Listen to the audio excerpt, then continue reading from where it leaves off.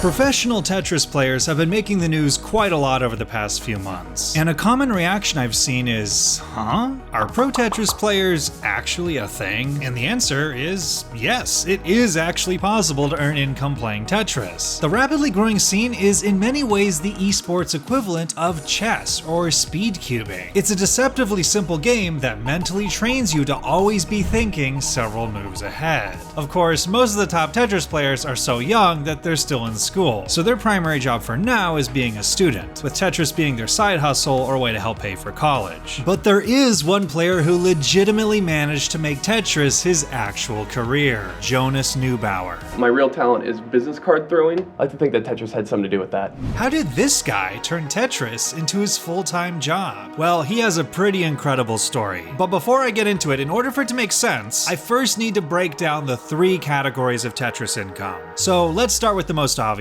one.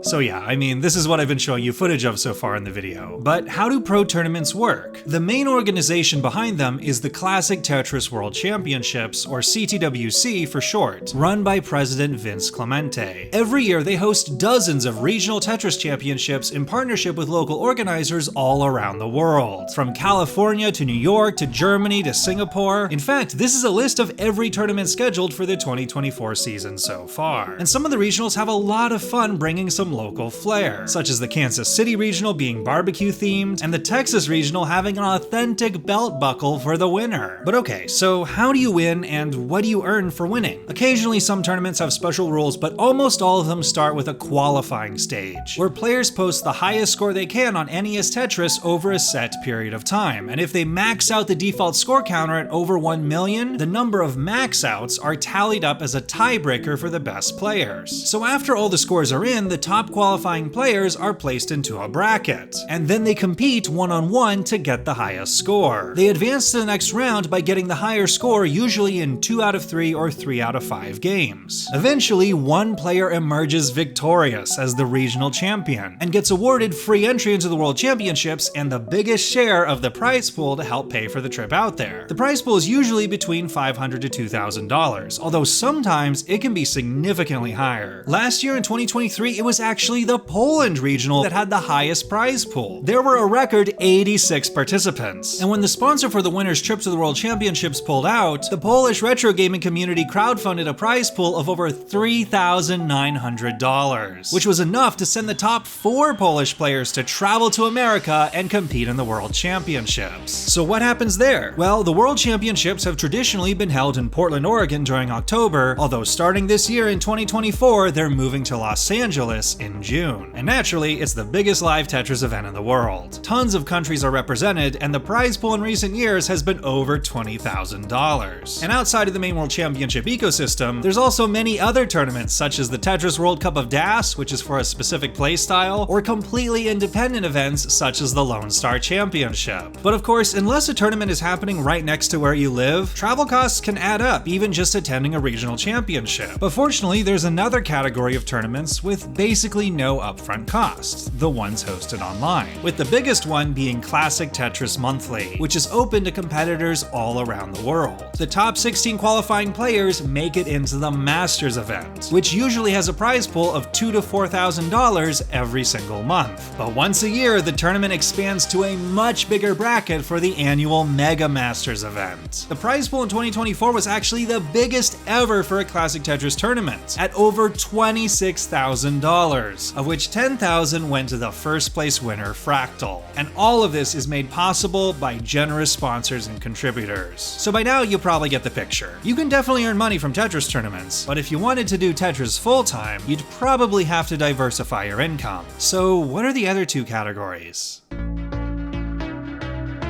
If a Tetris player has a proven track record of being a top player or community member, they can also earn income through just getting a direct sponsorship. But what kind of sponsorship could a Tetris player possibly get? You'd be surprised. When G Fuel launched a Tetris flavor back in 2021, they sponsored a player named Opox in the World Championships that year. Back in 2019, a player named Svavar got sponsored to travel from Denmark all the way to the World Championships by a local bar, whose only request was that he wear their logo during the competition. And most recently, when Blue Scooty made headlines worldwide for being the first player to beat NES Tetris and cause the game to crash, he received a sponsorship to help him get out to more regional tournaments by Complexly, the company run by John and Hank Green that creates educational content for kids in schools such as Crash Course and SciShow. And a sponsorship doesn't always have to come from one person or business. Back in 2022, when the World Championships were happening live for the first time in several years after the pandemic, community members came together to sponsor over a dozen different players who otherwise might not have been able to make the trip. Sponsorships can be very valuable, but they frequently aren't income in and of themselves, and most often just help players attend and earn income from the live tournaments. In fact, it's the third category of income that is often the most important.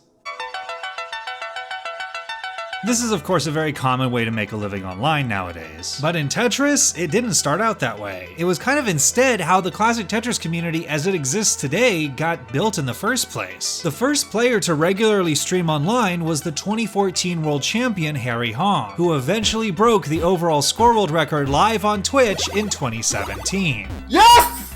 Yes! Oh my god! This in turn inspired other top Tetris players to begin streaming online. And then during the pandemic, Twitch became the primary way that new players entered the scene and showed their skills. And nearly all the biggest records and achievements in the game, such as the first glitch colors, or game crash, or 10 million points, have been accomplished while live streaming through players pushing each other and the game to new heights. And YouTube has become one of the primary ways to teach new players. One top player, Eric ICX, very early on made a complete beginner's guide to the game, and eventually ended up winning the World Championship himself in 2022. In the past year, he's mostly retired from playing to focus on photography of live Tetris events and content creation around Tetris, with his 3 most recent videos being his biggest hits yet. And for those who are new to this channel, I actually followed a similar pipeline. Years ago, I also tried my best at being a top Tetris player, except unlike Eric, I never ended up getting very good. So I transitioned pretty early on to primarily focusing on making these videos in between time at my day job. And other players found surprising success in other ways, such as behind the scenes roles in tournaments. One player, Sharky, found his true calling as a commentator, and now in addition to being one of the most well-known Tetris casters, also works full-time as a freelance voiceover artist. Another player, Van Dweller, found his true calling as an organizer, and took over as administrator of Classic Tetris Monthly when the original founder had to step down. He's currently focusing on running the tournament full-time during a sabbatical from his day job. So okay, these are all ways that Tetris can be a surprisingly profitable hobby or a supportive role in your career. But there's still a big leap to Tetris becoming your entire career. How does that happen? Well, maybe you need one more secret, almost intangible thing. Back in the early 2000s, Jonas Neubauer was living a relatively normal life with a relatively normal office job. Secretly though, he was one of the best NES Tetris players in the world, being one of only 2 people at the time to have gotten a max out score on tape. So when a world championship for the game was created in 2010, Jonas ended up getting an invite and managed to win the whole thing. Jonas Neubauer is your world champion! He is the world champion! A feature-length documentary called Ecstasy of Order was created about the tournament, and was enough of a success that the producers decided to make this an annual thing. The following year, Jonas would manage to win again. Jonas Neubauer is your 2011 Tetris World Champion. Incredibly, Jonas would go on to win 7 of the first 8 World Championships. But this wasn't anywhere near a job for him yet. The prize pools were still quite small at the time, and the tournament was pretty niche, mainly followed by older retro game enthusiasts who played the game as a kid. And coverage by outside press was limited because there wasn't much new to write about with the same guy winning every year. Jonas is your 2017 champion. The road was different, but the outcome was the same. Ironically, the moment everything blew up was when Jonas lost in shocking fashion. A teenager, Joseph Saley, had been inspired to start playing after coming across World Championship matches on YouTube, and would win the world title in his very first year competing, sweeping Jonas in the finals. There's the Take the double. bar. Boom! There it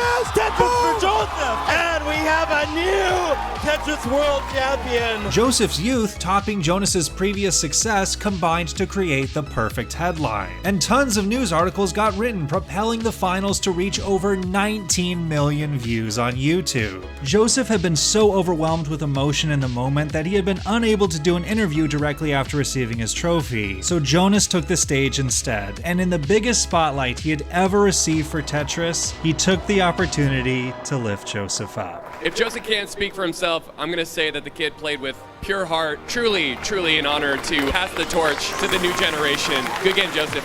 Both Joseph and Jonas's Twitch pages exploded in popularity shortly after the tournament. But while Joseph was still balancing grinding grades at school in preparation for college applications, Jonas was in his 30s now, and at just the right moment in his life to be ready to try something new. He took a leap of faith and transitioned to streaming full-time. Being behind a desk for 11 years, I definitely prefer the chaos of doing all of this stuff with you guys. Jonas quickly became known not just for his talent at Tetris, but as a speaker, traveling around the world to different Tetris events as an ambassador for the esport. It was an honor commentating all your games, and it just enforces this international component of Tetris that just touches my heart in such a beautiful way. Although he wasn't able to win another world title, he always spoke highly of his opponents after being eliminated, such as in this interview after finishing in the top 16 of the 2020 World Championships. Before you ask me questions, Huff, great day, dude. What a bracket. Everything goes out to Huff. We'll keep this short. This is my man's day.